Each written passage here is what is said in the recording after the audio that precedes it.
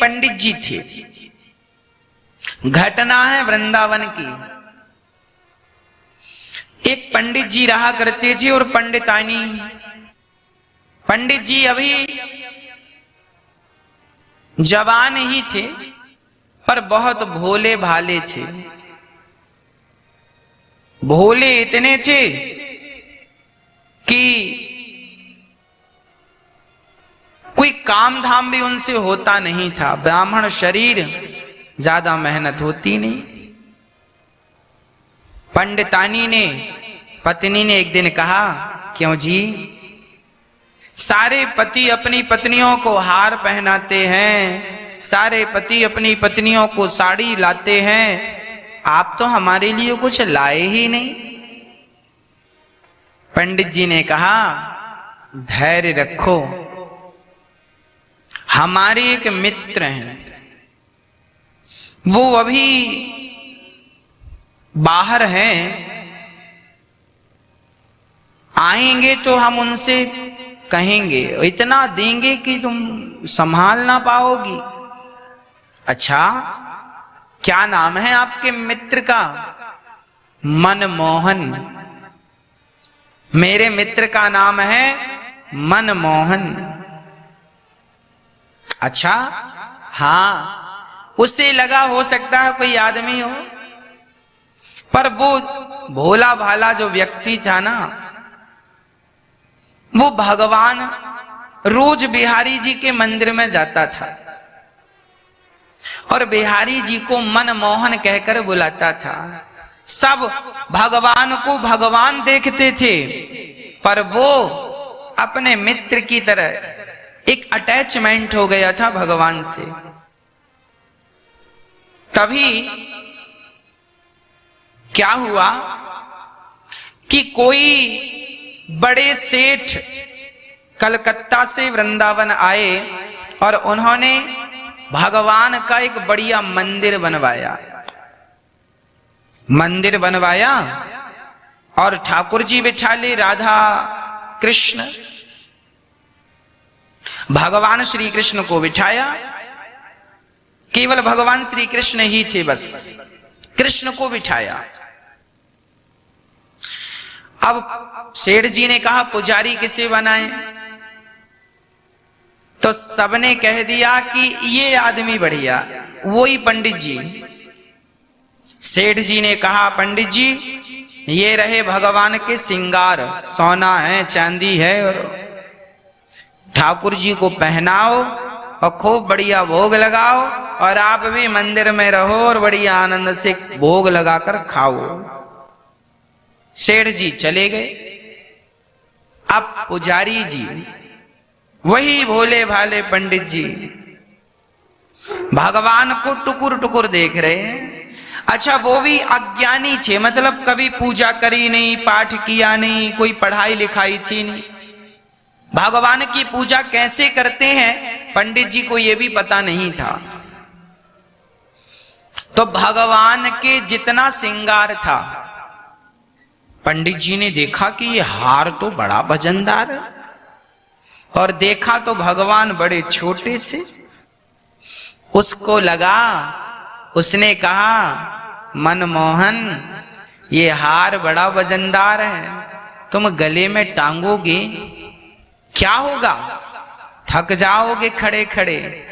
एक काम करता हूं, मेरी पत्नी को दे देता हूं, वो कभी कभी पहना करेगी, बाकी उतार के रख दिया करेगी, जब आपको मन हो आप पहन लिया करो। अब वो हार सोना चांदी लेकर गया और अपनी पत्नी को दे के आया। पत्नी बोली, कहां से ले आए? बोले, कहा था ना मनमोहन मित्र है, आज मिला है। पत्नी ने कहा, हमें बताओ कौन है? ये बैठे हैं। पत्नी ने कहा, ये भगवान है। तो उसने कहा, हां पता है ये भगवान है। अरे तो इनका सामान हमें दे रहे हैं। अरे सुनो, तुम दोनों कभी कभी अदल बदल के पहन लिया करो, अभी तुम पहनो, जब ये कहेंगे तो इन्हें दे देंगे। कोई चोरी करके थोड़ी भाग रहे हैं, घर की बात, हम ही तो पुजारी हैं। जाओ, पत्नी को समझाकर भेज दिया। अब पुजारी जी खड़े हैं। अब पुजारी जी पूजा कैसी कर रहे हैं सुनिएगा। पुजारी जी कह रहे हैं भगवान से, सुनो प्रभु, हमने सुना है आपको नहलाना पड़ता है, आपके लिए बताओ कितनी बाल्टी पानी लाएं? आप 1 बाल्टी में नहा लोगे कि 2 बाल्टी लाएं कि 3 बाल्टी लाएं? अच्छा सुनो मनमोहन, श्याम सुंदर, ऐसा करो कि पता नहीं हमारी बाल्टियों के पानी से आपको संतुष्टि होती है कि नहीं। एक काम करो, पास में यमुना जी बह रही है, जाकर मन से नहा लो, जितनी देर नहाना उतना नहाओ, जितनी बाल्टियों से नहाना नहाओ, कोई पाबंदी नहीं, जाओ।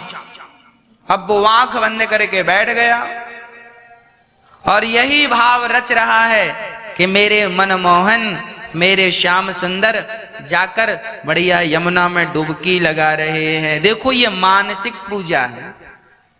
पुजारी जी भगवान के लिए भाव बना रहे हैं कि ठाकुर जी मेरे श्याम सुंदर स्नान कर रहे हैं। 1 घंटे बाद आंख खोला, पर देखो 1 घंटे, वो मूर्ख आदमी था, अनपढ़ था, कोई जानता नहीं था, पर देखो ध्यान कितना बढ़िया करता था। आंख 1 घंटे बाद आंख खोली और कहा, अच्छा आ गए, अच्छा अब सुनो, आपको गर्मी नहीं लग रही है? देखो कितना गर्म मौसम है, गर्मी है, और ये आपके कपड़े इतने वजन, अच्छा उसको कपड़े पहनाना आता ही नहीं था, तो उसने कहा आपको कपड़े क्या पहनाना, गर्मी है, बढ़िया हवा लो। तो ऐसे ही खड़े हैं भगवान, निर्वस्त्र खड़े हैं, और वो कह रहा है ये वजनदार है कपड़े, ये पहनोगे बहुत गर्मी लगेगी, हम पहने हैं। उसने भी अपना कुर्ता उर्ता उतार दिया, देखो हम ही नहीं पहने, हमें गर्मी लग रही हो, तुम्हें गर्मी नहीं लगेगी, तुम भी ऐसी रहो हमारी तरह। कमर में कपड़ा लपेट दिया, बोले इतना ही ठीक है। अच्छा, थोड़ी देर बाद बोला, सुनो, हमने सुना है कि आपको भोग भी लगाना पड़ता है, अच्छा बताओ क्या खाओगे आप? भगवान से बात कर रहा है, कह रहा क्या खाओगे? उसने कहा, सुनो, हमने सुना है कि तुमने छोटे में बहुत सारा मक्खन चुरा चुरा के खाया था, तो सुनो, आज हम बनाएंगे तो दाल चावल सब्जी रोटी बनाएंगे, 4-5 प्रकार का आपको मिलेगा।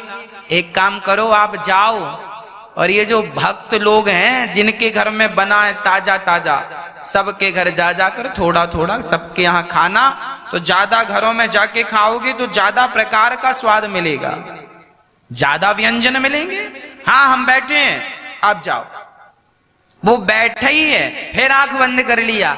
अब वो भाव बना रहा कि भगवान गए और फलाने के घर कढ़ी बनी तो कढ़ी चावल खा रहे हैं श्याम सुंदर, तो किसी के घर में राजमा चावल बना तो ठाकुर जी राजमा चावल खा रहे हैं, तो किसी के घर में दाल चावल है तो ठाकुर जी दाल चावल खा रहे हैं, तो किसी के घर में बढ़िया देसी घी की पूड़ियां निकल रही हैं और भगवान पूड़ियों का स्वाद ले रहे हैं, किसी के घर दही, बढ़िया दही, ताजा ताजा दही, ठाकुर जी किसी के घर दही पी रहे, किसी के घर मक्खन, वो ऐसा भाव बना रहा है।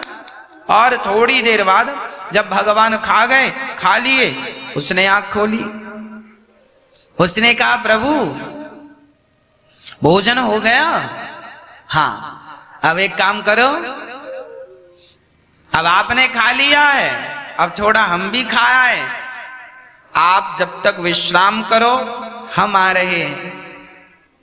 गया पत्नी के पास, खाया पिया मौज से, और पंडित जी दूसरे दिन जागे 10 बजे, 10 बजे जागे। तो किसी ने कहा क्यों, भगवान तो 4 बजे जाग जाते हैं और तुम 10 बजे तुम ही सो रहे हो, भगवान को कब जगाओगे? उसने कहा तुम्हें पता नहीं है, भगवान रात को रास रचाते हैं गोपियों के साथ, लेट सोते हैं और सवेरे 4 बजे जगा के क्या करना, सोने दो। 10 बजे गया नहा धोकर भगवान के पास, प्रभु हम जल्दी इसलिए नहीं आए क्योंकि आप रास रचाने में लेट हो जाते हो, और लेट होते हो ना तो आपकी नींद भी लेट। हम जल्दी से जगा कर आपको क्या करना, अपना ही सब कुछ है, क्या कहीं जाना थोड़ी है, कोई हमारी नौकरी चाकरी छोड़ी है कि समय से ऑफिस में जाना है। आप तो भगवान हो, आपको कोई ऑफिस में थोड़ी जाना है कि टाइम से जाना है। आप तो आनंद से सोया करो, हम आपको 10 बजे जगाएंगे, आप लेट हो जाते हैं सोने में रात को। अब आया फिर वही हाल, नहाना है तो यमुना जी नहा आओ, कपड़े पहनना नहीं है क्योंकि गर्मी चल रही है, कपड़े पहनाए ना, और भगवान को ऐसी खड़ा करा रहे। 4-6 महीने बीत गए ऐसी करते करते, रोज कहे जाओ खा के आ जाओ किसी के घर भी, और अपना जाए सो खाया है पंडित जी ऐसे। कुछ दिन बाद सेठ जी आए, देखें तो भगवान की सेवा कैसी चल रही। आए तो भगवान नंगे खड़े। सेठ जी ने देखा, हे भगवान, और जो भगवान के हार वार दिए थे वो पंडितानी पहन के घूम रही है। अब सेठ जी बड़े गुस्सा, हे पंडित जी क्या किया आपने, ओ भगवान के आभूषण कहां गए, और नंगी क्यों खड़ा कर रखा, कपड़े क्यों नहीं पहनाए। पुजारी जी ने कहा, सेठ जी गर्मी चल रही, आपने भी कुर्ता पतला पहना, और भगवान कितने मोटे मोटे कपड़े हैं, आपने कोई पतले कपड़े तो दिए नहीं। भैया मोटे कपड़े पहनाएंगे पसीने में डूब जाएंगे, अभी बोलेंगे उतार दो, हमने पहनाए ही नहीं जब उतार नहीं है तो। गांव वालों ने कहा, भैया ये पंडित जी 10 बजे भगवान को उठाते हैं। सेठ जी ने कहा, पुजारी जी अपना बोरिया बिस्तर बांधो, जाओ, हमें सेवा नहीं, तुमसे नहीं आती सेवा करनी। एक बढ़िया विद्वान ब्राह्मण लाए, और विद्वान ब्राह्मण ने और वेद उच्चारण करने वाले पंडित जी आए, और पंडित जी ने, सेठ जी ने कहा आपको पूजा करनी है। अब दूसरे वाले पंडित जी आए, और दूसरे वाले पंडित जी ने सवेरे 4 बजे मंगला आरती की, भगवान को उठाया, नहलाया, दूध दही घी शक्कर शहद से, और बढ़िया कपड़े पहनाए, आरती उतारी, श्रृंगार किया, खूब मौज की। रात हुई, पहली रात को सेठ जी ने सपने में भगवान आए और सेठ जी से बोले, सेठ जी वो पुराने वाले पुजारी लाओ, ये नए वाले पुजारी नींद ही पूरी नहीं हो पाती हमारी, बढ़िया खिलाते भी नहीं है, बढ़िया नहलाते भी नहीं है। तो सेठ जी ने सपने में ही कह दिया, प्रभु वो तो आपकी कोई सेवा नहीं करता था। भगवान बोले, वही सेवा करता था, वो भी स्वतंत्र था, मैं भी स्वतंत्र था, जितना मन करता था खाता था, जहां मन करता जाता था। इन्होंने तो बांध के रखा, सवेरे 4 बजे जागो, और वो कहता था कि रास रचाए हो थोड़ा आराम कर लो, वो मेरी फिक्र करता, ये सवेरे 4 बजे आ जाते, घंटी हिलाते। अब सेठ जी को लगा जब भगवान कोई मंजूर है, सवेरे पंडित जी को बुलाया, नए पंडित जी को हाथ जोड़कर कहा, पंडित जी आप जाओ, वो पुराने पंडित जी करेंगे पूजा। पुराने पंडित जी को बुलाया, उनको सेवा सौंपी, बोले आप सेवा करना, भगवान अब तुम्हारी सेवा के आदी हो गए हैं और हम सेवा भेजते रहेंगे जो बनेगा। सेठ जी चले गए, और अब वो पुजारी फिर भगवान से बात करने लगे, कल कैसे नहाए। वो इतना भोला था ना कि उसे पता ही नहीं कि भगवान की सेवा कैसी होती है, भगवान की पूजा कैसे होती है। एकदम मन बिल्कुल साफ शुद्ध निर्मल, मन जन सो मोहि पावा, मोहि कपट छल छिद्र न भावा।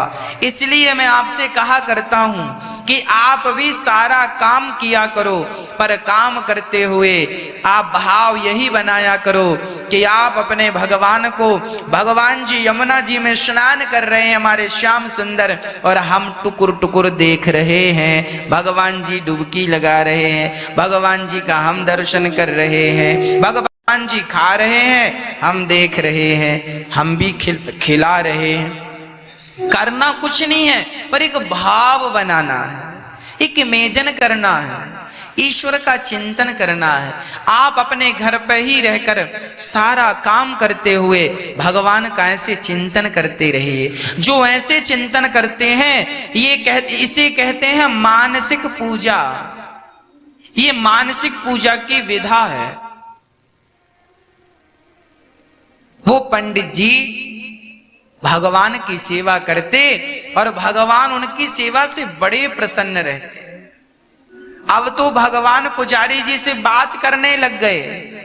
पुजारी जी कहते नहा आओ, तो भगवान नहा के आए, ये आंख बंद किए हैं, तो भगवान ही आवाज लगाते, पुजारी जी हमने नहा लिया। अच्छा ये बताओ कपड़े पहनोगे ना? आज मत पहनाओ, गर्मी ज्यादा है। और जब सर्दी आई तो पंडित जी बढ़िया सॉल वॉल ओढ़े बैठे। पुजारी जी ने कहा सुनो आज तो सर्दी है तो कपड़े पहना दें। भगवान बोले पहना दो। तो पुजारी जी को आता ही नहीं था कौन सा कपड़ा कहां पहनाना, तो नीचे वाला ऊपर पहनाए, ऊपर वाले कपड़े जो यहां दुपट्टा डालने था तो दुपट्टा कमर में लपेट दिया, और जो कमर में पहनाना था उनका घेरा लहंगा जैसा वो गले पर बांध दिया, और भगवान के गले पे पूरा छाता जैसा बन गया। और बड़े प्रसन्न से कहे कि प्रभु आपने पहन लिए कपड़े, सर्दी तो नहीं लग रही है? भगवान बोले तुमने छाता बना दिया है ना, तो सर्दी ऊपर ही ऊपर रह जाती है, नीचे नहीं आ रही है। अब भगवान मुस्कुराए और वो जाने ही ना कि कैसे कपड़े पहनाने हैं, वो ऐसे ही पहना था उल्टे। और सर्दी थी सो बोले कि आप खाने जाओगे? सुनो भगवान बोले आज हमारा मन नहीं है कहीं जाने का, बहुत सर्दी है, हवा चल रही है ठंडी ठंडी, आज पंडितानी ने जो बनाया है वो ले आओ। तो वो गया, पंडितानी ने जो बना रखा था पत्नी ने, तो पत्नी ने परोस दिया, खाओ। बोले अभी नहीं खाएंगे, आज भगवान को सर्दी लग रही है, कहीं गए नहीं खाने, आज ठंडी ठंडी लहर चल रही है हवा, तो आज हम उनको यहीं खिलाएंगे। थाली लेकर गया और भगवान से कहा प्रभु रोज तो आप खाते थे, और रोज भगवान पूछता था आज क्या खा के आए, तो बोला आज फलाने के घर गए तो वहां कढ़ी चावल खाए, उनके यहाँ गए तो आज पूरी सब्जी खाई, उनके यहाँ गए तो बढ़ई बन रही थी वो खाए, उनके यहाँ गई तो ये खाया, सब भगवान बताएं। और आज बोला प्रभु आज तो कुछ नहीं, आज तो सिंपल दाल चावल सब्जी रोटी है, आप खाओ। भगवान खाते हैं, वो टुकुर टुकुर देखता है। भगवान उन्हीं को मिलते हैं भक्तों। भगवान खाते भी हैं, भगवान आते भी हैं, भगवान बात भी करते हैं, भगवान चलते फिरते दिखते भी हैं, पर कब? जब हम सहज बन जाएं, सरल बन जाएं, हमारा प्रेम सिर्फ भगवान के चरणों में हो जाए, हम उनके हो जाएं। जिस दिन हम उनके हो जाएंगे उसी दिन भगवान तुम्हारे हो जाएंगे, बात पूरी हो गई। हम उनके हो नहीं पाते, हम उनके होते हैं तो 5% 10%, जबकि काम बनेगा 100% से। वो पुजारी जी सेवा करते हैं, भगवान आनंद से उनकी सेवा को स्वीकार करते हैं। कहने का अर्थ ये है यदि ऐसी सहजता ऐसी सरलता हम में आ गई, आज पढ़े लिखे लोग बिहारी जी के मंदिर में जाकर भी, वो बहुत सारे लोग तो भगवान की दृष्टि से दर्शन करते हैं, पर कुछ लोग तो यही सोचते हैं ना कि ये तो पत्थर की मूर्ति है। जब तुमने पत्थर का मान ही रखा है तो तुम्हें भगवान का दर्शन कैसे होगा? जब भगवान मानोगे तब भगवान का दर्शन होगा। इसलिए निर्मल मन जन सो मोहि पावा, मोहि कपट छल छिद्र न भावा। जितनी सहजता होगी, जितनी सरलता होगी, उतने जल्दी भगवान रीझ जाएंगे। न जाने कौन से गुण पर दया निधि रीझ जाते हैं। आत्मदेव जी नाम के एक पंडित जी थे, भगवान की बड़ी भक्ति करते थे। उनके घर में कोई संतान नहीं थी, पुत्र नहीं था। अच्छा, जिनके घर बेटा नहीं है ना, वो लोग रोते हैं कि बेटा हो जाए, और जिनके घर बेटा है वो अपनी मां की सेवा नहीं करते, अपनी मां को रुलाते हैं, अपनी मां को सताते हैं। मां रोया करती थी कि भगवान एक बेटा दे दे, एक बेटा दे दे। वही बेटा जब आया तो अपनी मां को सताने लगा, दुत्कारने लगा, ठुकराने लगा। 2 रोटी भी प्यार से नहीं देता। इसलिए कहता हूं, मेरी मां, बच्चों को ऐसे संस्कार देना कि वो सदा आपकी सेवा करें। हाँ, माही मंदिर माही पूजा, मां से बढ़ के कोई न दूजा। माही मंदिर। बेटा, जिस मां का तुम अनादर कर रहे हो वही मंदिर है, वही पूजा है, वही ईश्वर है। इसलिए अपनी मां की ममता को कभी न भुलाना, कभी मां का अनादर ना करना। मां के पुण्य से जगत बना है, ईश्वर को भी मां ने जना है। मां के पुण्य से जगत बना है, ईश्वर को भी, ईश्वर राम और कृष्ण को जन्म देने वाली भी मां है। ईश्वर को भी मां ने जना है। मां की ममता एक कलश है, जीवन ज्योत है, अमृत रस है। क्या अंबर और क्या ये धरती मां की तुलना हो नहीं सकते। युग आते हैं, युग जाते हैं, मां की गाथा दोहराते हैं। बड़े बड़े ज्ञानी कहते हैं मां का रुतबा सबसे ऊंचा। माही मंदिर माही पूजा, मां से बढ़कर कोई ना दूजा। क्या अंबर और क्या ये धरती माँ की तुलना हो नहीं सकती।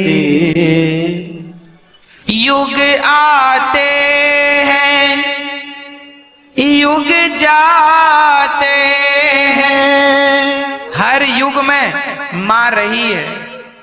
भगवान को माँ बड़ी पसंद है, आपको पता है। जैसे कृष्ण को गौ माता पसंद है, ऐसे कृष्ण को यशोदा माता पसंद है। राम जी ने 3 माएं, कृष्ण जी ने 2 माएं। हाँ जी, किस्मत वाले होते हैं वो जिनकी बहुत माताएं होती। हाँ, इसलिए हर माँ को अपनी माँ की दृष्टि से देखा करो। हर माँ मेरी माँ है। भगवान को माँ शब्द सबसे ज्यादा पसंद है, इसलिए भगवान के नाम में भी माँ है। कौन सा नाम? लोग कहते हैं ना परमात्मा। परमात्मा में माँ है कि नहीं? ये माँ। और सुनो, आत्मा, हमारी आत्मा में भी माँ है। और महात्मा, महात्मा साधु, महात्मा में भी माँ है। भगवान ने माँ माँ जहां जहां रखा है वो भगवान को बड़े प्रिय है, पसंद है। युग आते हैं युग जाते हैं, माँ की गाथा ये दोहराते हैं। बड़े बड़े ज्ञानी कहते हैं माँ का रुतबा सबसे ऊंचा। माहे मंदिर माहे पूजा, माँ से बढ़ के कोई ना दूजा।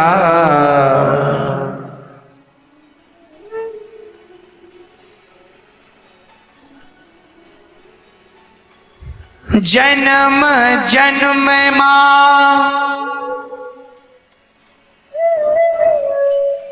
जन्म जन्म की, हर जन्म में कहीं भी जाओ, किसी भी योनि में जाओ, बिना माँ के गति नहीं है।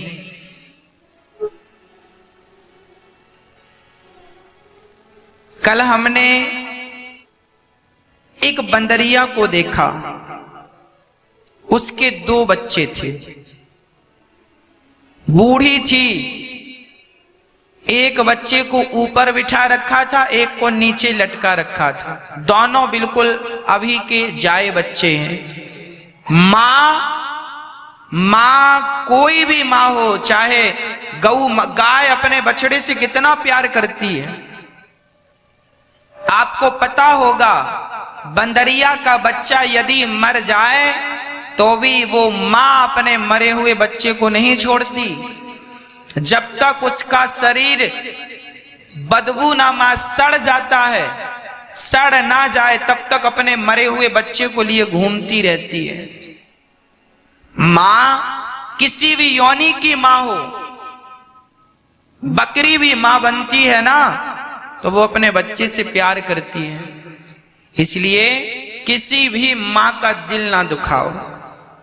किसी भी योनि में रहो, माँ के बिना गति नहीं है। इसलिए कितना प्यार करती है माँ। भगवान ने माँ को अलग से ही बनाया है, बनाया नहीं है, स्वयं भगवान माँ बन गए। इसलिए बड़े बड़े ज्ञानी कहते हैं माँ का रुतबा सबसे ऊंचा। माहे मंदिर माहे पूजा, माँ से बढ़ के कोई न दूजा।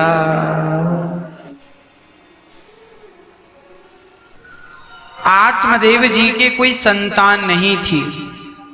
संतान के लिए वो जंगल गए, आत्महत्या करने लगे। तब एक संत ने कहा, कथम रोदसी विप्रत्वम, क्यों परेशान हैं, क्यों आत्महत्या कर रहे हैं? आत्मदेव जी ने कहा, महाराज मुझे पुत्र चाहिए। जिस पुत्र के कारण पुत्र नहीं था, इसलिए वो आत्महत्या करने लगे। अरे बच्चों के लिए माँ बाप क्या क्या नहीं करते। संत ने एक फल दिया, लो पत्नी को खिलाना। पत्नी ने फल खाया, खाया नहीं, गाय को खिलाया। बहन के बच्चे को उसने पैसों से खरीद लिया।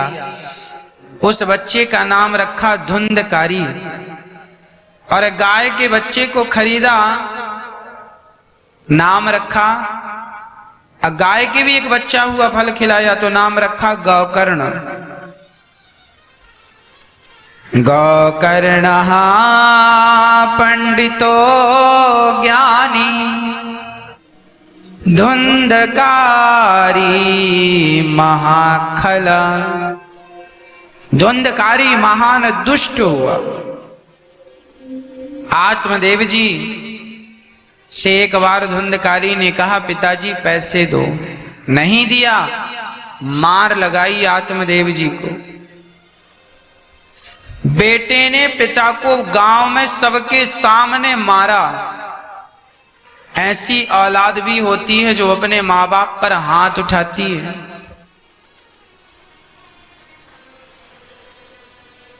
इसलिए कहता हूं, संस्कार का बीज बोते रहना तो फसल अच्छी होगी। संस्कारों के बीज नहीं बोए तब काम बिगड़ेगा।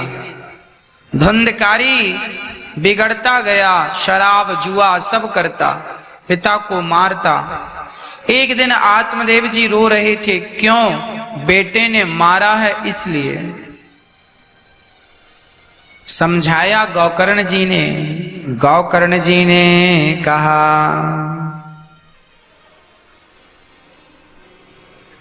देहे स्थिमांस रुधिरे भीमतिं त्यजत्वं जाया सुतादिषु सदा ममता विमुञ्च पश्यानिशं जगदिदं क्षणभङ्गनिष्ठं वैराग्यरागरसिको भवभक्तिनिष्ठः।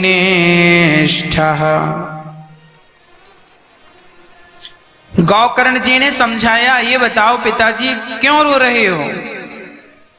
पिताजी ने कहा, बेटा तेरा भाई जो धुंधकारी है ना, वो मुझे मारता है, अपने बाप को मारता है बेटा। गौकर्ण जी ने समझाया, पिताजी आप क्यों अपने पुत्र के मोह में पड़े हो? क्यों कह रहे हो कि ये मेरा बेटा है? गौकर्ण जी की बातें सुनकर आत्मदेव जी ने कहा, बेटा तो क्या ये मेरा बेटा नहीं है? गौकर्ण जी ने कहा, पिताजी कोई किसी का पुत्र नहीं, कोई किसी का पिता नहीं। अच्छा एक बात बताओ, आकाश की बूंद जब गंगा जल में गिरती है, गंगा नदी में, तो वो आकाश की बारिश में जब पानी बरसता है तो गंगा जी में पानी की बूंद गिरती है तो वो पानी क्या बन जाता है? गंगा जल। वो पानी की बूंद यदि यमुना जी में गिरे तो यमुना जल। वो पानी यदि गंदे नाले में गिरे तो गंदा नाला। वो पानी की बूंद सरस्वती और सरयू जी में गिरे तो सरस्वती और सरयू। पानी का कोई नाम नहीं था। गंगा की संगत मिली तो पानी गंगा बन गया, यमुना की संगत मिली तो पानी यमुना बन गया। उसी तरह पिताजी कोई किसी का पुत्र नहीं है, ये सब भगवान के द्वारा ये व्यवस्था है। कोई आ रहा है, कोई जा रहा है, कोई मान बैठा है कि ये मेरा पुत्र है, ये मेरा पिता है। कोई पिता नहीं है, कोई पुत्र नहीं है। अज्ञानवश लग रहा है ये मेरा है। जैसे आप सड़क में चलते हैं ना गाड़ी से, तो सड़क में ऐसा लगता है जैसे पानी भरा हो। काली सड़क, डामल वाली सड़क में आप जब चलते हैं तो लगभग ऐसी भ्रांति होती है, गर्मियों में लगता है आगे पानी भरा है। होता है कि नहीं? जब आप जाकर देखते हैं पानी नहीं होता। पानी जैसा दिखता है पर पानी होता नहीं है। उसी प्रकार ये संसार अपना सा दिख रहा है, अपना सा लग रहा है, ना तो ये अपना है ना कभी अपना होगा। ये भ्रांति, पूरी जिंदगी लोग भ्रांति में जीते हैं। पिताजी एक बात बताओ, क्या ये शरीर आपका है?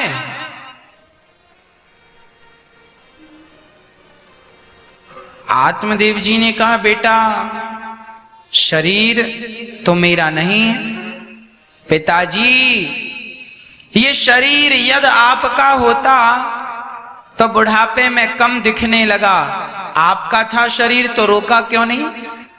हाथ में कमजोरी आ गई, शरीर आपका था, रोका क्यों नहीं? कमर झुक गई, शरीर आपका था, रोका क्यों नहीं?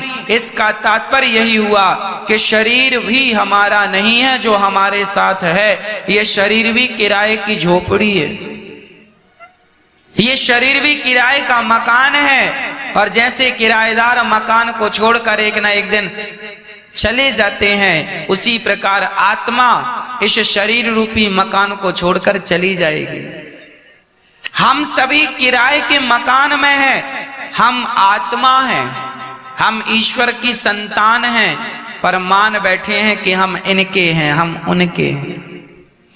जब ये शरीर हमारा ना हो सका, ये भी साथ छोड़ देता है, तो पत्नी, पुत्र, परिवार भला तुम्हारे कैसे हो जाएंगे?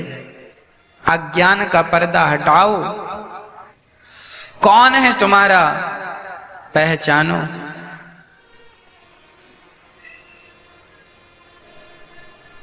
भगवान की ये सृष्टि है, उन्होंने रचा है, और वही ये संसार को चला रहे हैं। आज हमें जो दंड मिल रहा है, धड़ल्ले से लोग गौ हत्या करते हैं। सरकार को चाहिए कि गाय की हत्या बंद कराए। आज ये महामारी जैसी सजा पूरे विश्व को मिल रही है, ये गौ हत्या का श्राप ही तो है।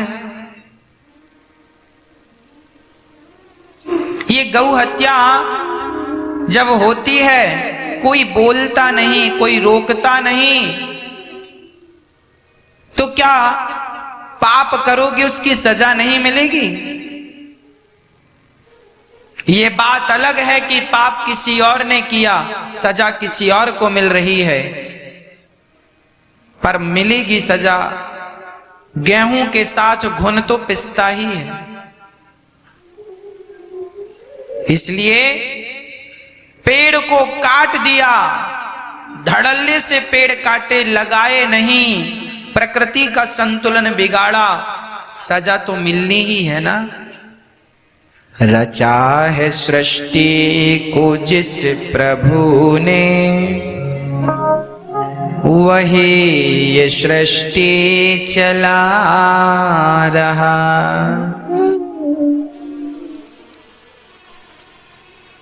जो पेड़ हमने लगाया पहले,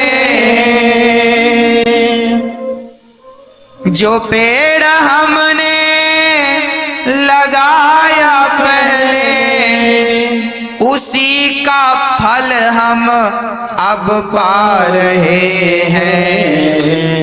रचा है सृष्टि को जिस प्रभु ने, वही ये सृष्टि चला।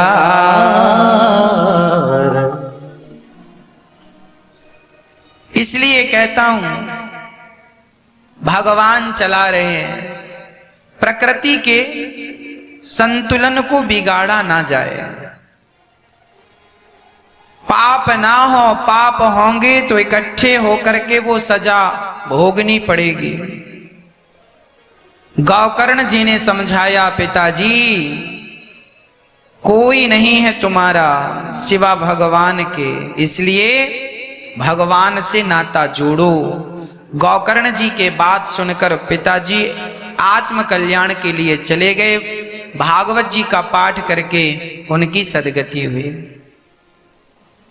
धुंधली को धुंधकारी ने मारा, मां कुएं में कूदकर आत्महत्या। 5 वैश्याओं को धुंधकारी घर पे रखता है, 5 का पालन करता, चोरी करता है। उन 5 वैश्याओं ने मार डाला धुंधकारी को, गला दबाकर अंगार डाल दिया। जितना बड़ा पापी होगा उतनी दर्दनाक मृत्यु होगी। धुंधकारी मरा नहीं, जलता अंगार डाल दिया, मर गया।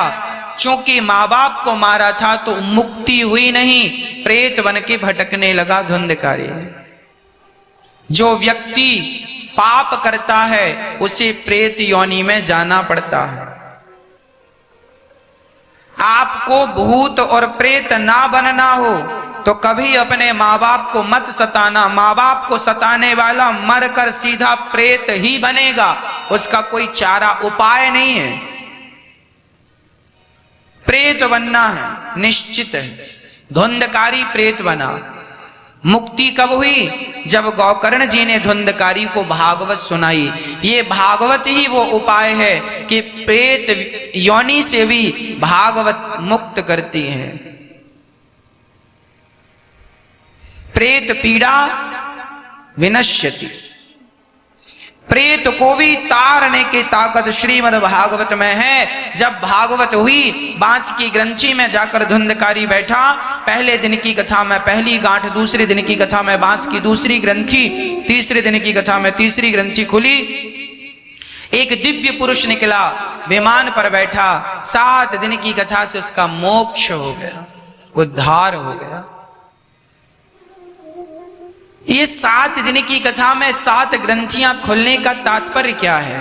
हमारे भीतर भी बहुत सारी ग्रंथियां हैं। काम, क्रोध, लोभ, मोह, अहंकार, मत्सरता, कपट, ये ग्रंथियां हैं। एक दिन की कथा से एक ग्रंथि खुल जाए, यही कथा की सार्थकता है। धुंधकारी मोक्ष को प्राप्त करता है भागवत जी के बल पर। इसलिए घर में हो भागवत सुनते रहिएगा। औरों को भी निवेदन करो, अपने रिश्तेदारों को, पड़ोसियों को फोन लगाकर बताओ, भैया अभी घर से बाहर नहीं निकल सकते तो घर में बैठकर भागवत सुन लीजिए। कथा साधना चैनल पर 2.5 से 6 रोज चल रही है। और YouTube पर भी आप अपने मोबाइल पर YouTube पर अनिरुद्धाचार्य जी डालेंगे, YouTube पे आपको कथा श्रवण करने को मिल जाएगी। सुबह अन्य क्षेत्र चलता है, वो अन्य क्षेत्र को आप देखना चाहें लाइव सुबह 8 बजे से, तो आप अपने YouTube पर गौरी गोपाल आश्रम डालें। गौरी गोपाल आश्रम करके दूसरा चैनल है YouTube पर, गौरी गोपाल आश्रम डालिए, आपको सुबह अन्य क्षेत्र का दर्शन होगा। आप जुड़े रहें, देखते रहें, दर्शन करते रहें। दर्शन का भी पुण्य है, श्रवण का पुण्य है।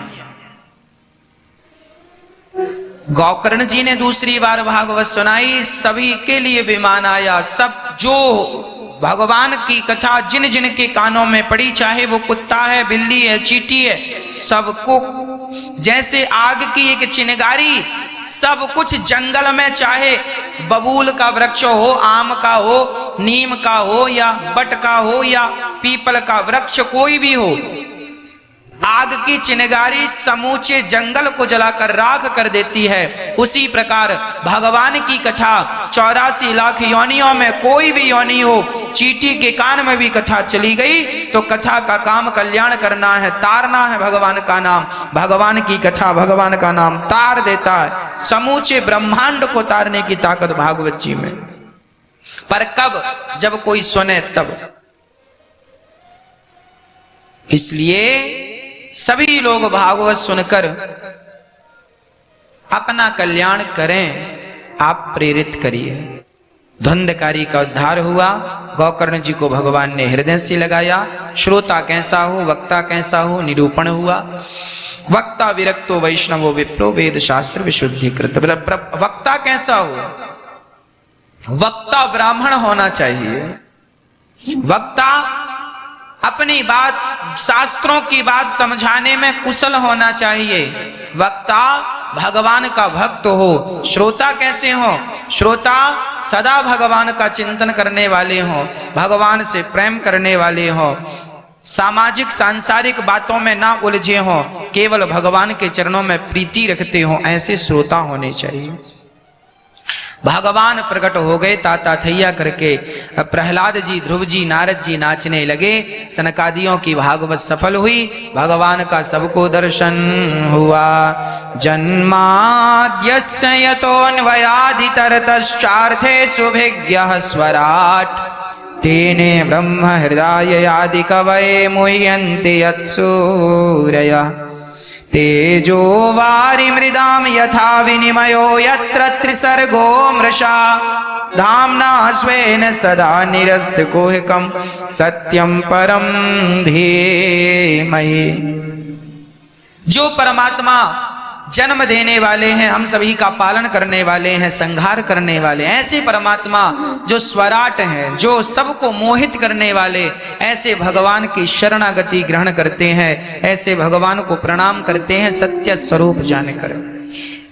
कुंती बुआ ने भगवान से दुख मांगा, भगवान ने उन्हें अपनी कृपा प्रदान कराई। पितामह भीष्म की सदगति भगवान ने की और राजा परीक्षित को 7 दिन में मरने का श्राप लगा। राजा परीक्षित शुकताल में गए, सुखदेव जी का आगमन हुआ। राजा परीक्षित गदगद हो गए, प्रश्न किया, गुरुदेव जिसे जल्दी मरना है उसे क्या करना चाहिए? सुखदेव जी कहते हैं जिसे जल्दी मरना है उसे भगवान का गुणगान करना चाहिए। सुखदेव भगवान ठाकुर जी की दिव्य कथाओं का गुणानुवाद कर रहे हैं। आज पूज्य श्री अनिरुद्धाचार्य जी महाराज ने हम सभी लोगों को बहुत ही उत्तम एवं शिक्षाप्रद कथा सुनाई है। आशा करता हूँ कि इस शिक्षाप्रद कथा से हम सभी लोग कुछ न कुछ शिक्षा अवश्य ग्रहण करेंगे और अपने जीवन को सुखी और सात्विक बनाने का प्रयास करेंगे।